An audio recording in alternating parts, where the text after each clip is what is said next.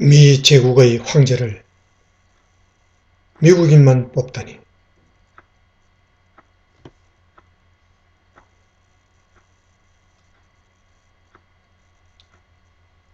김순덕 대기자 2020년 11월 2일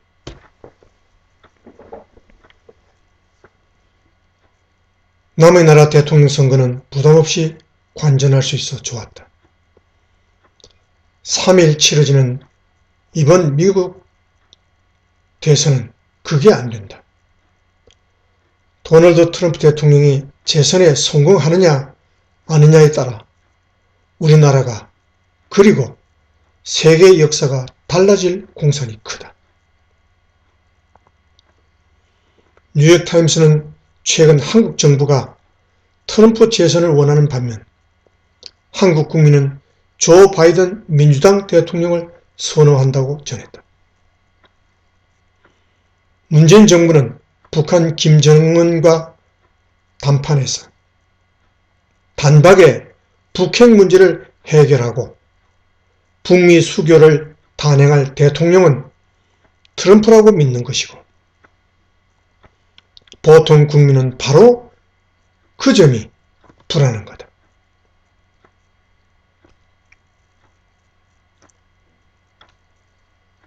한국의 좌파, 강경 우파의 기이한 의견일지. 나도 지난주 신문 칼럼에서 그렇게 썼다.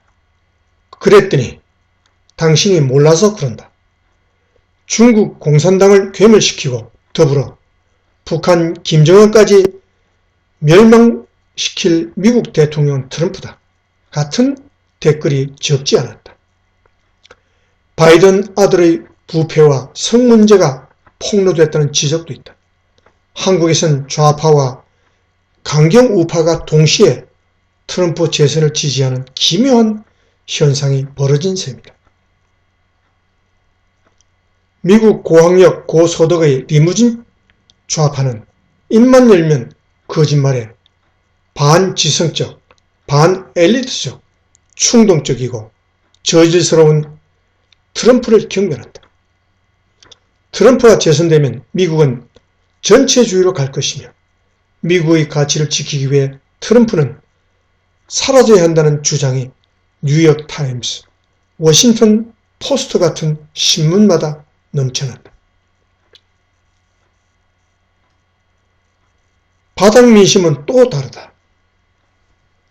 중국발 코로나19가 터지기 전까지 실업률을 50년 만에 최저 수준으로 줄이면서 저소득층의 소득도 크게 끌어올린 트럼프의 인기가 상당하다. 미국에 사는 지인 중에는 약탈과 폭동을 서슴지 않는 흑인 시위에 질린 나머지 법과 질서를 수호하는 트럼프를 지지하면서도 내놓고 말 못하는 이들도 적지 않다. 바이든이 예고한 정세와 규제, 경제를 걱정하는 이들도 꽤 있다. 바이든이 당선되면 미국은 사회주의로 갈 거라는 불안도 만만치 않다.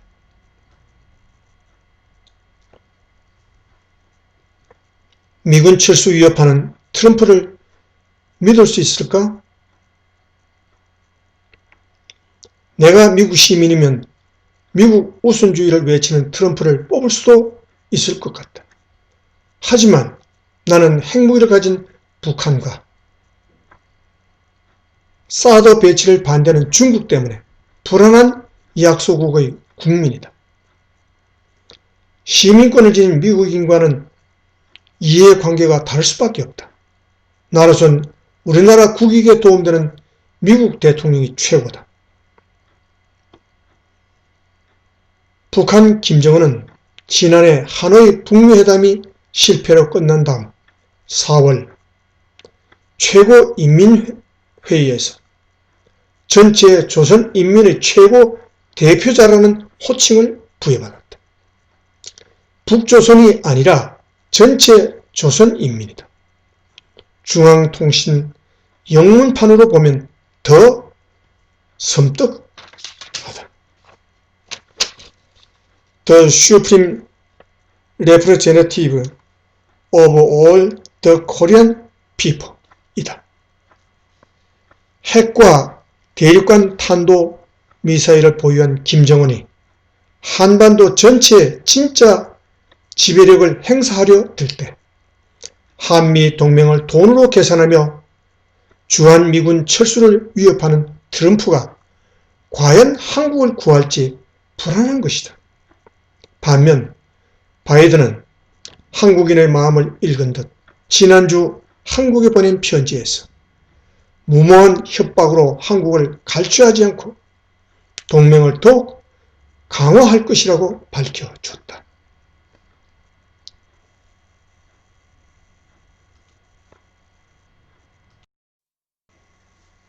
독재자들은 트럼프 당선을 원한다. 트럼프는 이런 바이든을 약체 후보라고 깔아뭉개면서 북한의 김정은, 중국의 시진핑, 러시아의 푸틴이 나의 당선을 원한다고 유세한다. 미국의 정보기관들도 중국이 트럼프가 재선되는 것을 원치 않는다고 분석한 바 있다. 하지만 중국의 속내는 트럼프의 당선을 바란다는 게 미 외교 잡지 포린 폴리시의 지적이다. 트럼프가 미국의 몰락을 재촉한다고 믿기 때문이다. 러시아도 마찬가지다. 유럽도 두 갈래로 나뉘었다. 강한 러시아가 두려운 동유럽의 지도자들은 트럼프 재선을 바라는 반면 서유럽에선 우익 포퓰리즘을 부추긴 트럼프 재선을 반대한다고 뉴욕타임스는 썼다. 이토록 세계의 운명을 좌우하는 미국 대통령 선출을 미국인들에게만 맡겨야 하다니 불공평하고 불합리하지 않은가. 그래서 능력이 있는 국가는 미국의 대선에 개입한다. 2016년 대선에서 러시아가 블라디미르 푸틴 대통령의 지시에 따라 해킹 사건을 벌였다고 미 정보당국이 2017년 초 의회에 제출한 조사 보고서에서 밝혔다. 미 상원도 올 4월 1일 공식 인정했다.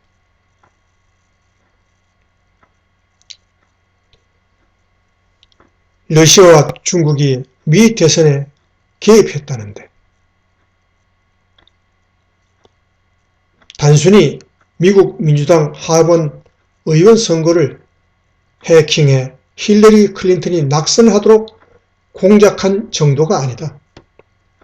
이젠 많이 알려졌지만 러시아가 인터넷 사용 습관에 따라 그 사람의 정보 수용성을 파악하고 그가 솔깃하게 들을 만한 정보를 페이스북, 트위터, 인스타그램, 구글 등으로 콕 찍어 전달한 사실이 드러났다.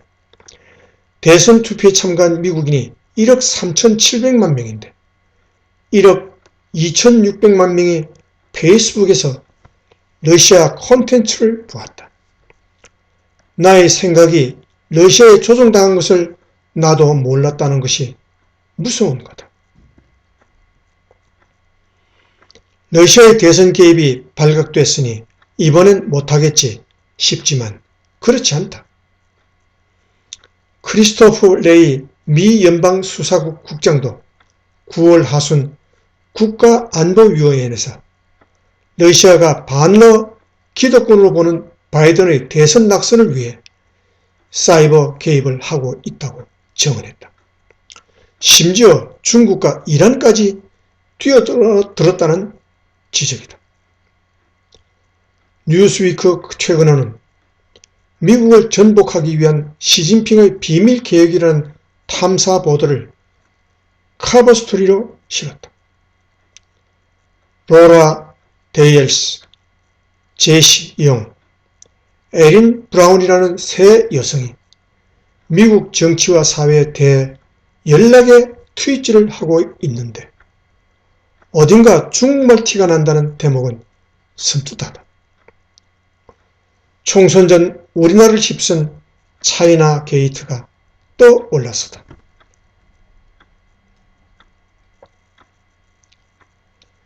이들 세 여성은 미국인이 아니라 중국이 미 대선을 앞두고 선동을 벌이는 봇과 트롤이라고 뉴스위크는 폭로했다. 중국 공산당은 미국의 기업과 대학, 연구소, 사회문화단체와 사교 모임 등의 600여 개의 통일전선 조직을 만들어 중국 공산당의 이익을 노린 정보를 퍼뜨리고 있다는 것이다. 다음 선거를 기약할 수 있어야 민주주의다. 그놈의 민주주의 때문에 트럼프 같은 대통령이 나올 수 있다는 사실만 퍼뜨려도 중국 공산당 총석이 시진핑으로선 신나는 일이다. 선거 없는 공산당 일당 독재 체제의 우월성을 자부할 수 있으니 말이다. 그렇다면 중국이 턱 밑에 있는 한국의 선거에 개입하지 않는다면 되레 이상한 일 아닌가. 국가안보보좌관을 지낸 존 볼턴 역시 그 일이 일어난 방에서 2018년 의회 선거의 중국 개입을 거론했다. 그리고 트럼프가 우크라이나 대통령에게 우크라이나에 있다는 미 민주당 전국위원회의 서버를 알아내도록 했다고 폭로했다. 트럼프가 우크라이나 원조를 미끼로 사실상 미국 대선 개입을 종용했다는 얘기다. 결국 트럼프는 우크라이나 게이트에서 자신의 개입이 드러나 미 하원에서 탄핵 소추되고 말았다. 그러나 공화당이 다수인 상원에서 부결되는 바람에 트럼프는 살아남았고 마침내 재선을 노리게 됐다. 민주주의에서 선거의 의미란 다음 선거를 약속하는 것이다. 손가락을 자르고 싶어도 참고 기다리면 다음 선거에서 정권을 바꿀 수 있다. 트럼프가 되든 바이든이 되든 미국에서 다음 대선은 또 치러질 것이다. 민주주의가 흔들리는 나라, 적대국의 개입이 있었는지 자국민의 조작이 있었는지 알 수 없는 이 나라에선 다음 선거가 무사히 치러질 수 있을까? 김순덕 대기자. 출처 동아닷컴.